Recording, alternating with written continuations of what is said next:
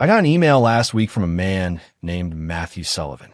He said he'd watched some of my videos and that maybe telling his story would help someone else avoid the same mistake he made. He just wanted to share what happened when he tried to rebuild his life in a new country and how love, control, and freedom got tangled together in ways he never expected. Matthew's 62, a retired electrical engineer from Arizona. After his divorce, he packed up everything, sold his house, donated his tools, and bought a one-way ticket to Kuala Lumpur, Malaysia. He wanted peace, adventure, and maybe, if fate was kind, one more chance at love. But as he wrote in his very first line, I didn't know that sometimes control hides behind affection, and that the person who says, I love you might really mean obey me. This is Matthew's story, told in his own words. A story about how he lost himself in someone else's rules, and how he took his life back, not with anger or shouting, but with a quiet kind of revenge. The kind that comes when you finally live well and let your peace do the talking.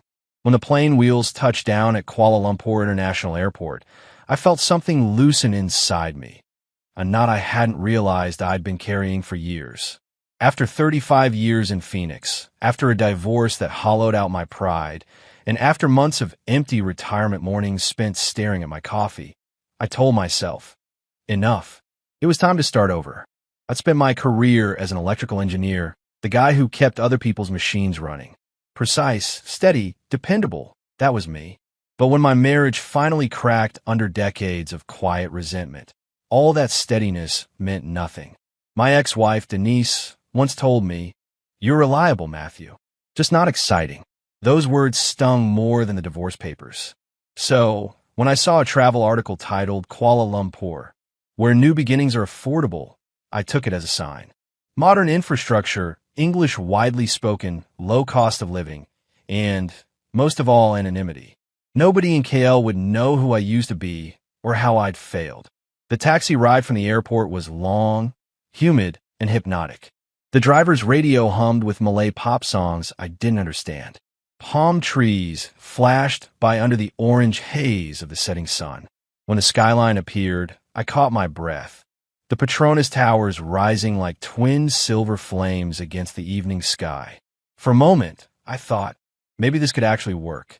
My new apartment was in Bukit Bintang, a service unit on the 23rd floor overlooking the city.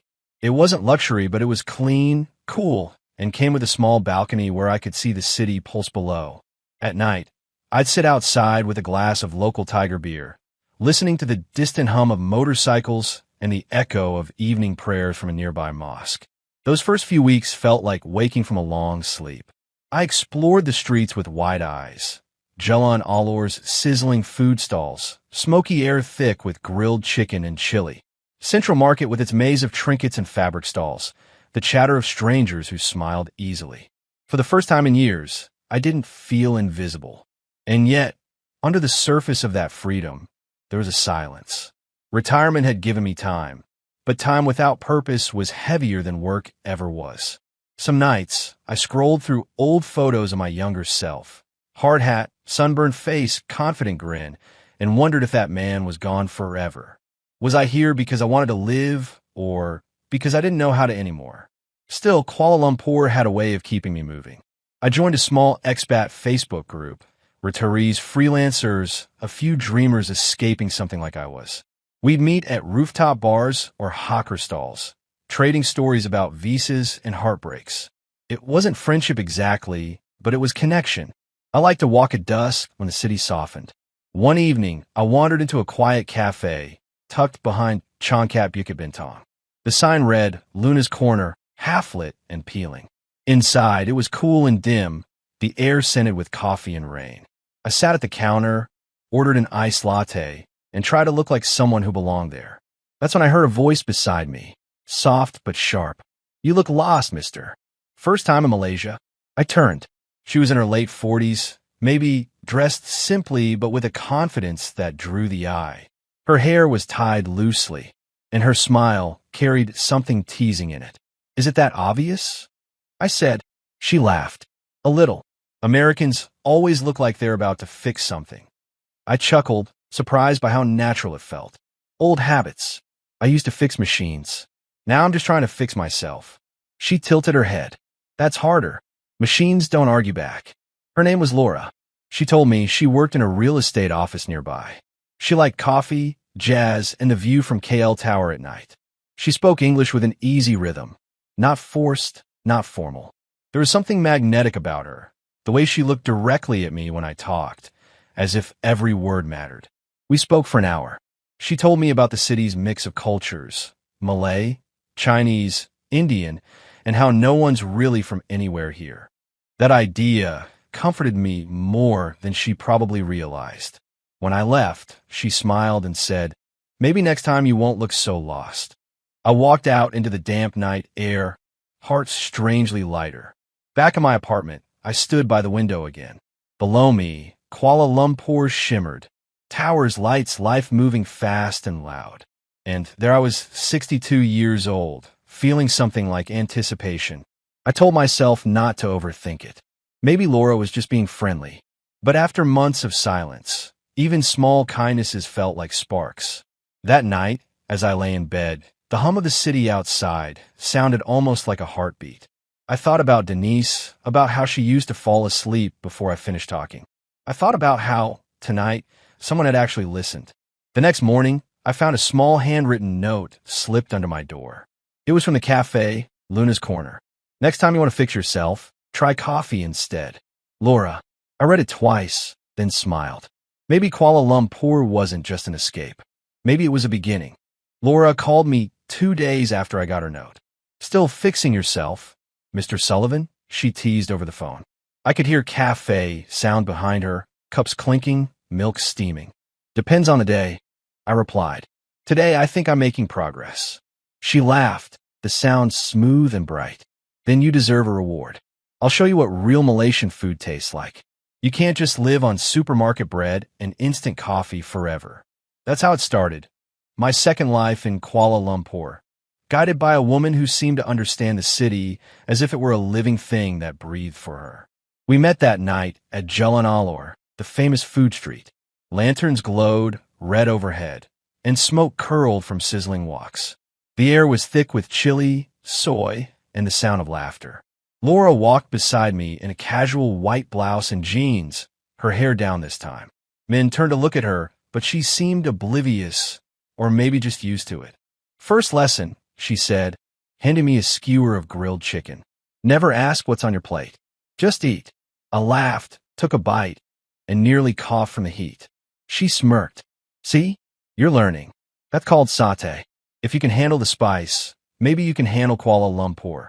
We wandered from stall to stall. She introduced me to char, QETO, durian ice cream, and something called nasi lemak that smelled like coconut and comfort. It felt easy, natural. The noise, the crowd, her laughter, all of it filled spaces in me I didn't know were empty. Over the next few weeks, she became my unofficial guide. We explored Petaling Street, haggled over fake watches, took photos at KL Tower, and once on a whim, drove up to Hentang Highlands just to feel the cool mountain air. At Hentang, we stood by the railing, clouds rolling below us. Laura said, "People come here to escape the heat, but really, they just want to feel above it all." I looked at her, the wind in her hair, the reflection of lights in her eyes, and said, "Do you come here to escape?" She turned to me, her tone playful, but her eyes sharp. "No, I come here to remember that no one stays on top forever. Not even love." I didn't know what she meant then. In the beginning, she was everything I thought I wanted, kind, funny, worldly. She'd hold my arm when we walked through the malls and pavilion, tease me for counting ringgit like a tourist, and call me Mathula, a local slang twist that made me laugh every time. She'd say, "You're different from the men here. You plan, you think, you keep promises. Western men have discipline." I like that. No one had praised me like that in years. Not even Denise. It made me feel strong again, needed. Before long, our dinners turned into sleepovers.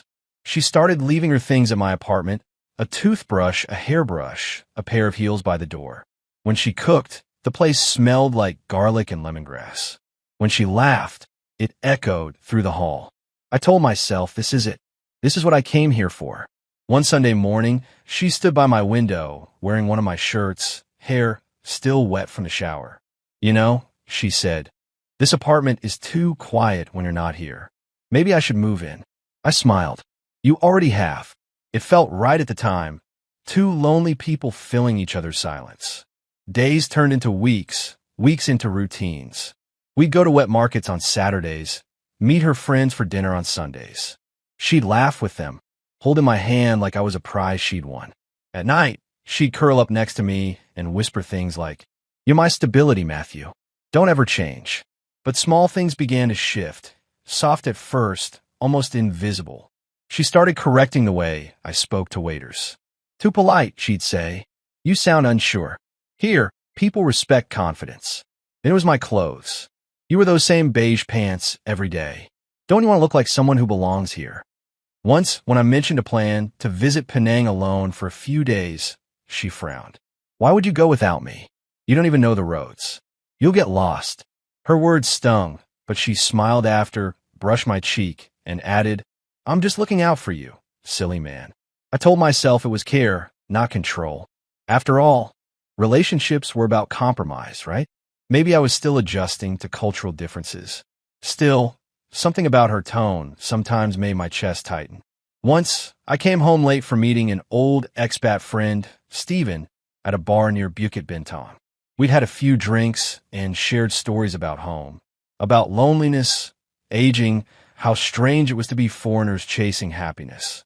When I returned, Laura was sitting on the couch, arms crossed. "Where were you?" she asked, voice sharp. "I told you, meeting Stephen. You've met him. I didn't say you could go out tonight." Her words froze me. For a second, I thought I'd misheard. "What do you mean, say I could?" I didn't know I needed permission. She stared at me, eyes narrow. "Don't twist my words. I'm saying it's disrespectful to come home late without telling me. This isn't America." I apologized then, out of habit more than guilt, the same way I used to with Denise. She accepted it with a sigh, then kissed my forehead. But something in the air between us changed after that. There were other moments, small, precise cuts that didn't bleed right away. She'd say things like, "You always think your way is right," or "You don't understand how things work here."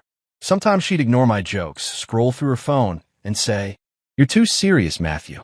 You don't know how to enjoy life." I kept brushing it off, convincing myself it was normal.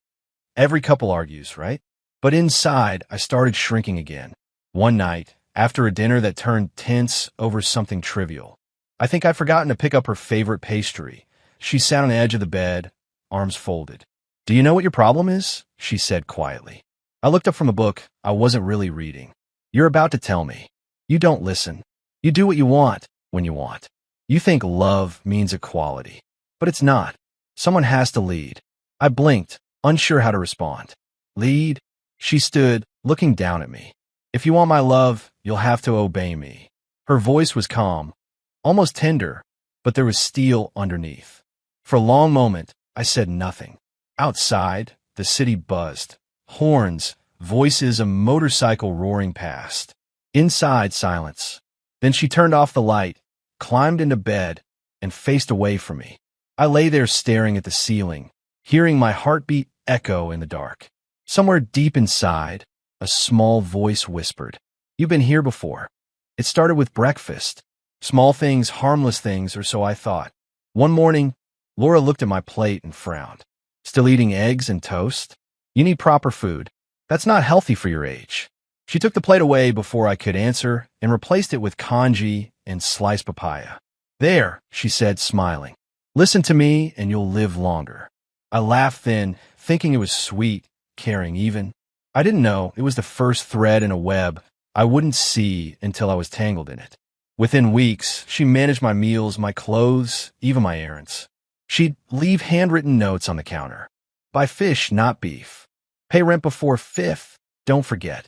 Don't talk to that woman at the coffee shop again."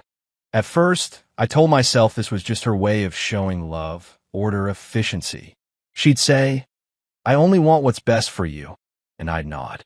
But love, I learned, can sound a lot like command when repeated enough times. One evening, I came home from a walk to find her sitting at my desk, my laptop open. She was scrolling through my bank account. "What are you doing?" I asked, forcing my voice to stay calm. "Checking something." You said you transferred money for your insurance, but I didn't see it in the statement. My insurance? You're tracking that now. She turned, her expression cool. We share a life, Matthew. I need to know what's going on. Don't you trust me? The irony of that question hit me like a slap. But I stayed quiet. I told myself it was easier not to fight. Soon, she started managing my spending directly. When I wanted to buy a new camera, she said, "Why waste money? You're not a tourist anymore." When I gave some cash to a street musician near Pavilion, she muttered, "Do you think you could buy people's love?" Each time I hesitated, she'd sulk, go silent, or retreat into the bedroom, closing the door behind her. The rule became unspoken but unmistakable.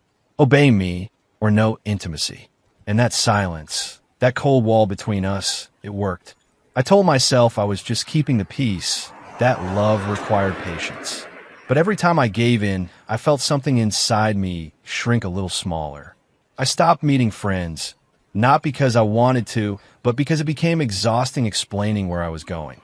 If I mentioned grabbing lunch with Steven, she'd sigh and say, "Again? That man only fills your head with nonsense." He's jealous. Steven was an Australian retiree I'd met through the expat group. Loud, honest, the kind of man who said what others were afraid to. He was also the first person who noticed a change in me. One night, over beers at a rooftop bar, he leaned across the table and said quietly, "Mate, you okay? You look drained." I shrugged, just getting used to the humidity. He smirked. "You sure it's the weather? Because every time we talk, you mention what Laura allows or doesn't allow. That's not love, that's control." I bristled. "You don't know her." "I don't have to. I know the signs." He took a sip of his beer, eyes serious now. "She's isolating you, Matt. Happens to a lot of guys here. You're new, you're kind, you're lonely, and she sees that." I left early that night, angry, not at him, but the truth buried in his words. When I got home, Laura was waiting. "Out drinking again?" she asked. "I was with Steven." Her lips tightened. "That jealous foreigner? He wants to break us up. Can't you see that?" I shook my head. "He's just a friend. You don't have to like him." She crossed her arms. "I don't have to, but you do have to respect me. I don't want you seeing him anymore." Her voice was calm, but her eyes were sharp. I didn't argue. Not that night. But something cracked inside me. A soundless fracture that I couldn't name. Days blurred into each other. The apartment, once full of laughter, grew quiet. Even when we spoke, it felt rehearsed, like lines in a play we were both tired of performing. If I did something she didn't like, came home too late, forgot to compliment her outfit, disagreed about dinner, she'd retreat into silence for days. No shouting, no crying. Just the heavy absence of sound. She knew silence was my weakness. After Denise, after years of cold distance, I'd learned to fear it more than anger. So I'd break it. Every time, "I'm sorry," I'd say, though I didn't know what for. And like clockwork, she'd sigh, smile faintly, and say, "See, you can be good when you try." I'd smile back, but inside I was crumbling. The turning point came one humid afternoon in May. I was cleaning the balcony when I saw my phone light up. A message from Steven. "Haven't seen you in a while. Still breathing, mate?" Before I could reply, Laura stepped out of the shower, towel wrapped around her. She glanced at the screen, saw the name, and her expression hardened. "Still talking to him?" she said. "It's just a text." "Delete it. Laura, delete it." The command cut through the air like a whip. I hesitated. That was enough. She stormed over, grabbed the phone, and tossed it onto the couch. "You care more about your friends than me," she said, trembling with fury. I should have known. All men are the same. Her anger was so sudden, so absolute, that I stood there frozen. When she finally slammed the bedroom door, the echo felt final. For 3 days, she didn't speak to me. She moved around the apartment like a ghost, avoiding eye contact.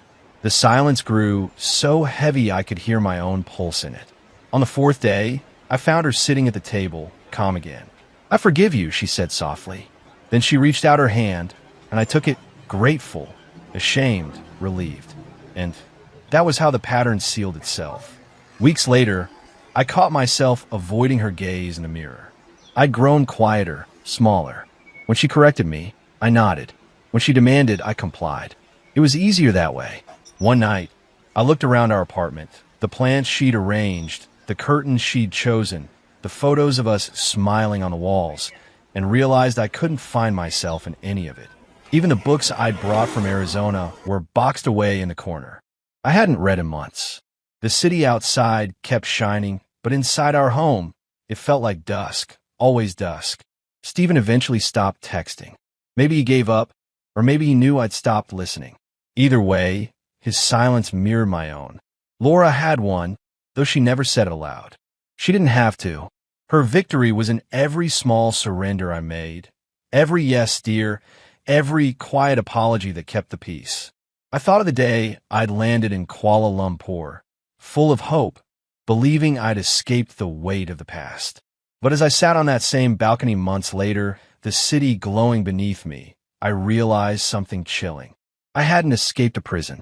I'd built a new one with softer walls, a prettier view, and a warden who smiled when she locked the door. It happened on a Sunday evening, the kind that felt almost cinematic. The air was soft, the sky over Kuala Lumpur fading into rose gold, and Pavilion's glass facade shimmered with reflected sunset. I'd chosen a quiet Italian restaurant, thinking maybe, just maybe, a peaceful dinner could bring us back together. Laura arrived late, as usual, but stunning, a white dress, perfume that turned heads. When she sat down, I smiled and said, "You look beautiful." She didn't smile back. She glanced at the table and frowned. "You ordered wine? Again? You know I don't like you drinking." Her tone drew a few eyes from nearby tables. I felt my throat tighten. "Just one glass. A small one. Always an excuse," she muttered. "You never listen. You just do whatever you want like a child." I wanted to tell her I'd spent my life listening to bosses, to ex-wives, to people who mistook kindness for weakness, but the words froze behind my lips. Dinner went downhill from there. She criticized the food, the waiter, even how I cut my steak. When the bill came, she glanced at the total and scoffed. "You can't even pick a decent restaurant for what you're paying. Useless." The word hit me like a slap. A few diners turned their heads. I saw their eyes flick from her to me, pity in some, discomfort in others. My face burned. I wanted to vanish. For a long moment, I said nothing. Just watched her, this woman who once made me feel alive, now slicing me open in public. And the strangest thing happened. I didn't feel angry. Just empty. That night, back in the apartment, she acted as if nothing had happened. She hummed while removing her jewelry, scrolling through her phone. I sat on the balcony, the city lights glittering below, and realized I couldn't keep living like this. I reached for my old leather notebook, the one I'd carried from Arizona, still half empty. For the first time in years, I wrote something that wasn't about bills or plans. Respect is not obedience. Love without kindness is just control wearing perfume. I closed the notebook and stared at the skyline, the Petronas towers glowing like twin lighthouses in the dark. And I thought, maybe they don't just shine. Maybe they remind people how to stand tall. The next morning, Laura brought up her brother. "He's starting new business," she said, pouring herself coffee.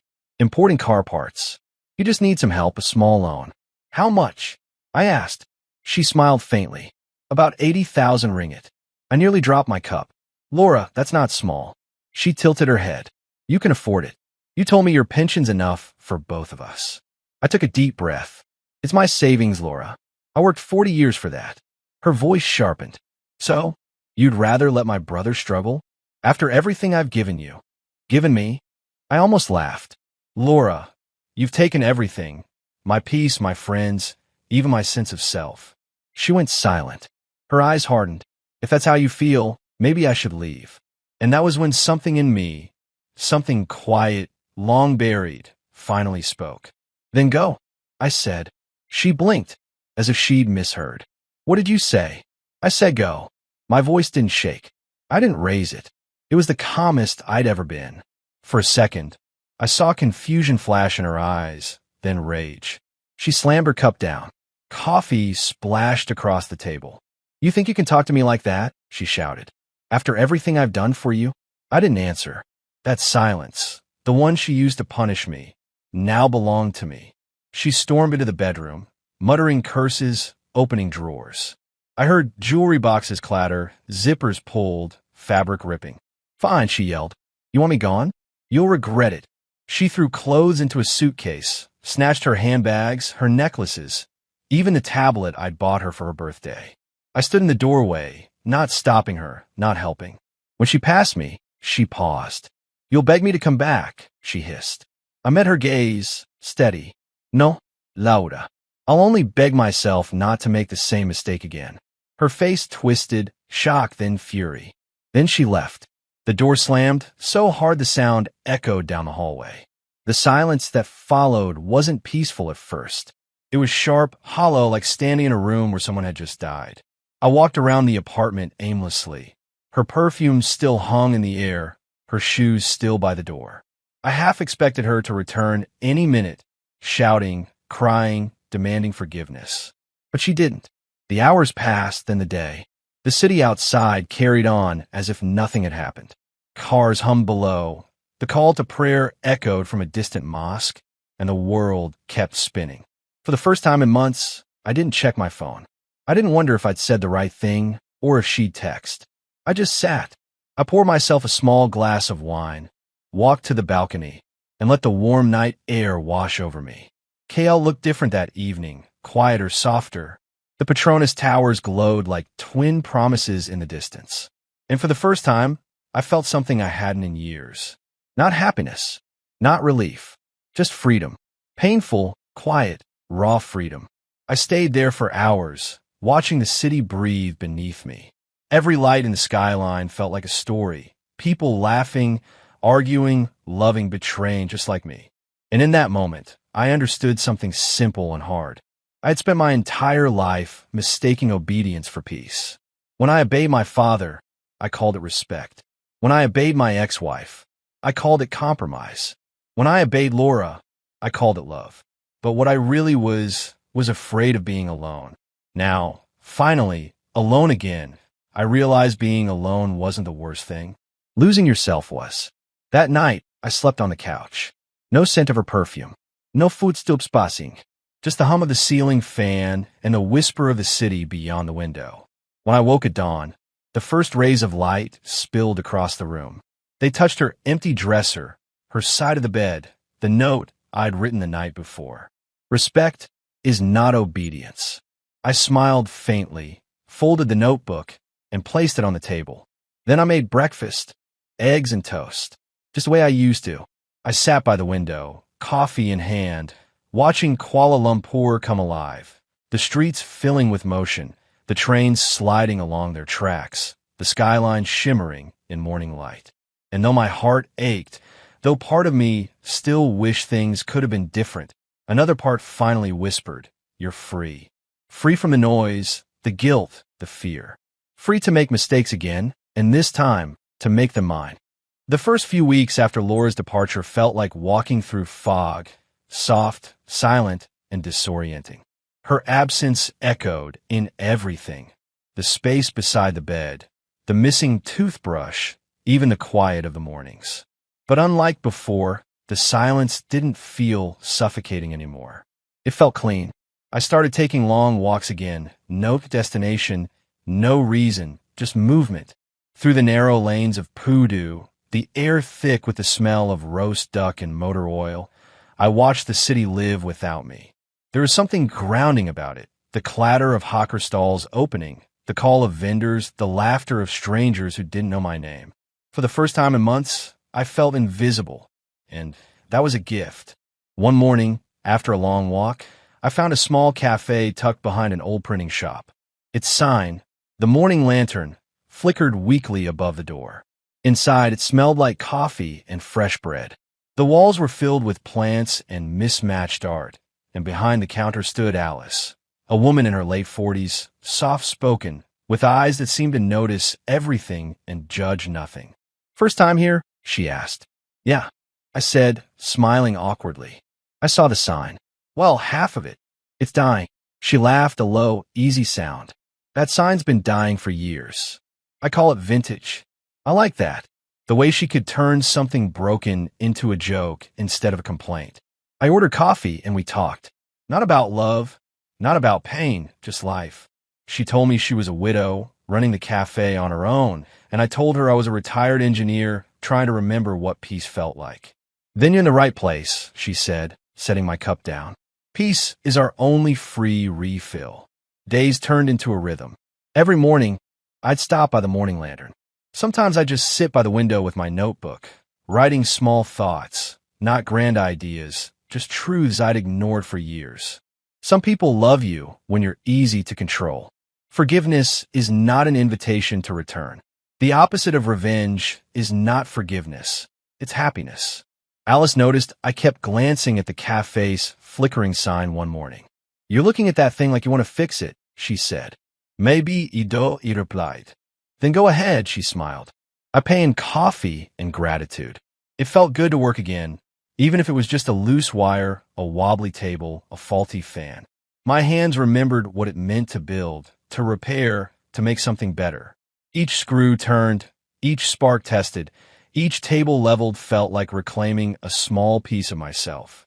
Alice would bring me tea or bread, sometimes sitting nearby, telling stories of her late husband, her son studying abroad, her early struggles.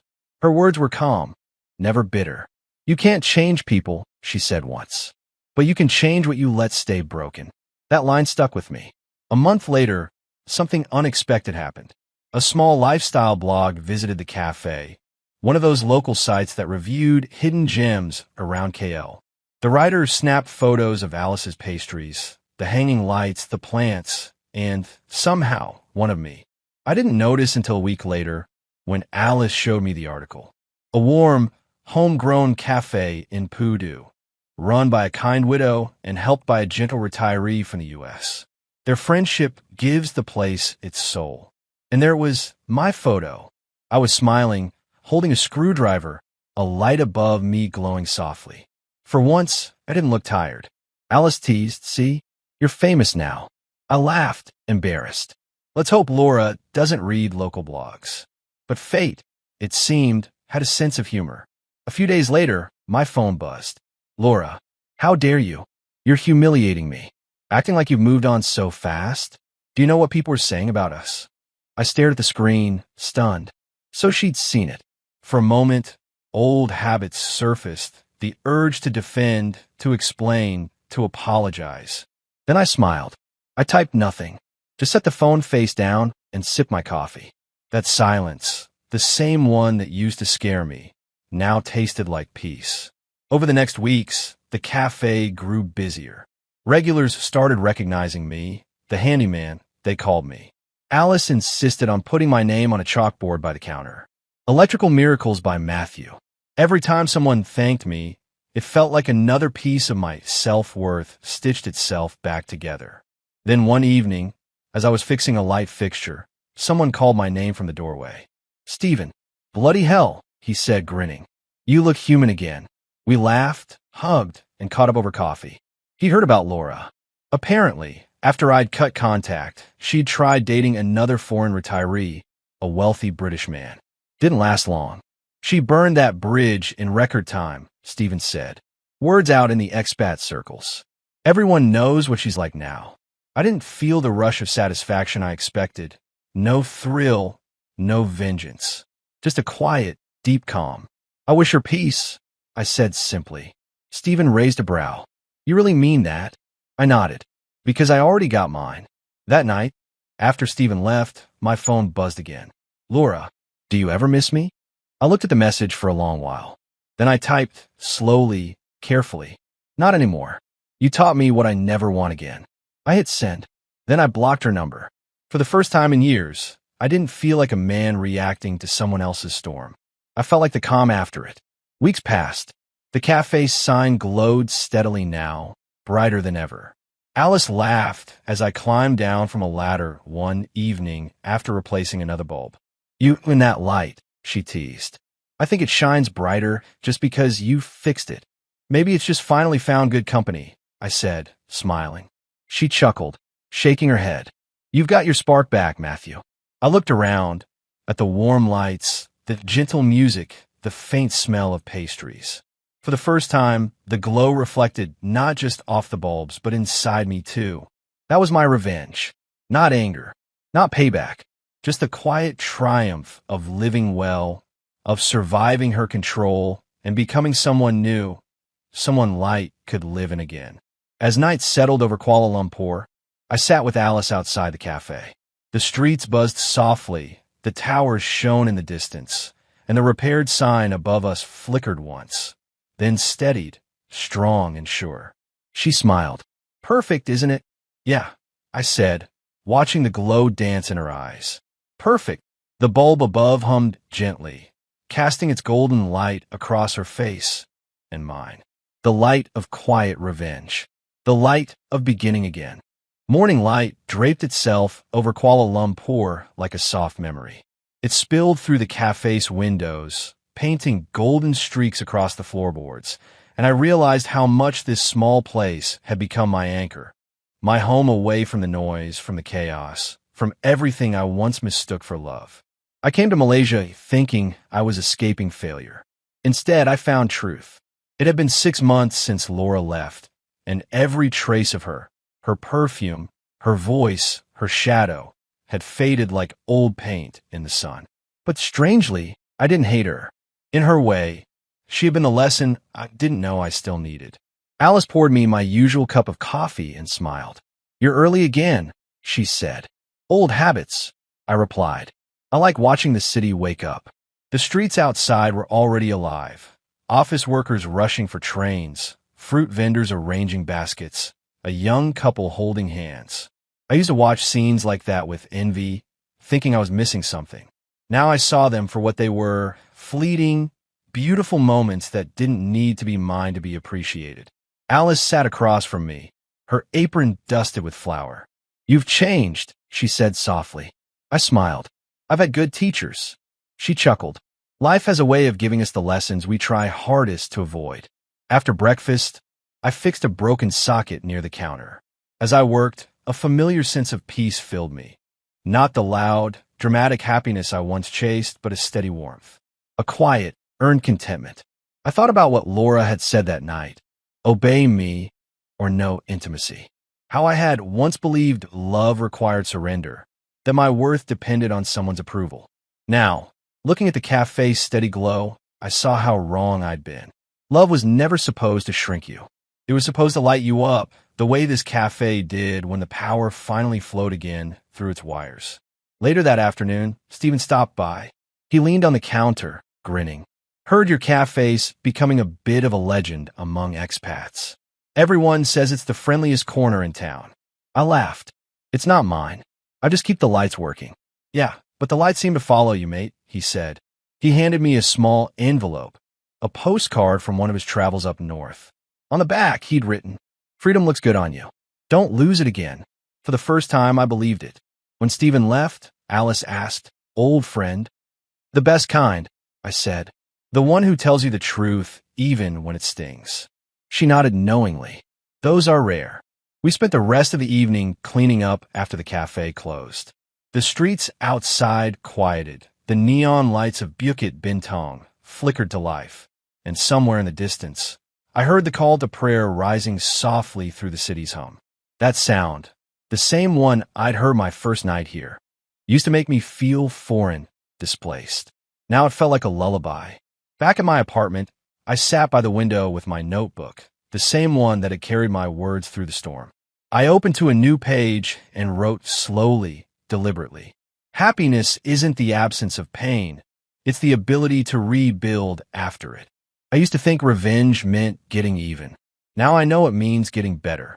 Outside, the skyline pulsed in quiet rhythm. From here, the city looked like a living thing. Thousands of lights breathing in unison. And somewhere among them was the small cafe with the glowing sign I'd repaired, the morning lantern. That thought made me smile. A few nights later, Alice invited me to join her for dinner after closing. We sat at a small table outside, sharing a bowl of noodles, the humid night air thick with the scent of rain. You know, she said, stirring her soup, people come in here with all sorts of stories. Loss, heartbreak, loneliness. But you turned yours into something beautiful. I just fixed a few things, I said. She looked at me for a moment. No, Matthew. You fix yourself. The words lingered between us, gentle and true. I didn't need to answer. I just smiled because for once I didn't feel like pretending to be okay. I simply was. When we finished eating, I stood to replace the last dim bulb hanging above the cafe door. Alice laughed. "You'll never stop fixing things, will you?" "Only the ones worth fixing," I said. As the bulb flickered to life, its light spilled across her face, soft and golden.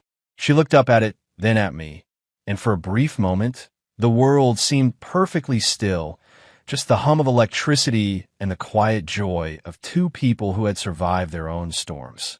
That was when I realized I didn't need fireworks anymore. Just this, the glow of a single bulb, the laughter of a kind woman, the hum of a city that no longer felt foreign. That night, as I walked home through the warm Kuala Lumpur air, I looked back at the cafe sign. Steady, bright, unwavering. It felt symbolic, as if that light had been waiting all along, flickering through the darkness until I was ready to see it. For years, I'd been defined by what others wanted from me. To obey, to please, to stay small. But now, I finally understood something that took me 62 years to learn. Freedom isn't running away from the past. It's forgiving yourself for staying too long in it. When I reached my apartment, I poured a small glass of wine, opened my balcony door, and let the city's hum fill the room. From here, I could see the Petronas Towers again, two beams of light cutting through the night, side by side, standing tall. And I thought, maybe that's what healing looks like, not forgetting but standing tall again. I raised my glass to the skyline and whispered softly, "To Kuala Lumpur, the city that broke me, then taught me how to shine." The air was warm, the city alive, and somewhere in the distance, I swore I heard laughter drifting up from the morning lantern. The light I'd fixed glowed faintly against the darkness, steady, humble, and whole. And so was I.